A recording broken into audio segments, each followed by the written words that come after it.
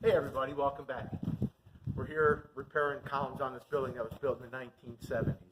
Most of these columns had deteriorated to the point that they're completely separated from the lower part of the column, and they've moved out. So we're bringing them back in, but the real thing is, how do we connect that upper column back to the lower column so that the uplift components that this building was initially built with still function the way they were designed? So we've built an uplift component right into the repair sleeve that actually locks that bottom part of the column, which is still intact. Really, most of the decay is occurring within a foot of the ground. And the column below grade is still intact because there's not really the microbes at that depth to eat that wood away.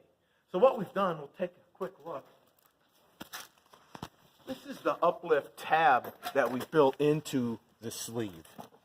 So when we put this around the column, we then engage this in, and then we pin it in that position with a nail.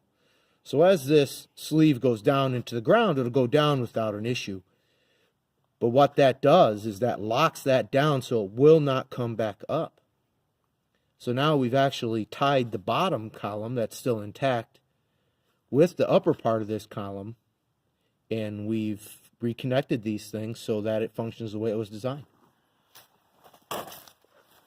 So after these are driven down into the ground, of course, we attach the top here to the column. And now we've got a one-piece column again that's basically connected with this 10-gauge galvanized chunk of steel that's got 14 bends in it. And those bends, that corrugation is what offers all the stiffness and the strength and solidifies this building. The other part that these buildings, when the columns fail right there at grade, that is the point of the engineering moment where all the shear force is occurring on these buildings. So we're stabilizing the most critical part of these buildings to protect them in a high wind situation. So I hope that helps. I hope you understand what we're doing here. And if you're having an issue like this, just give it a call. We'd love to help you.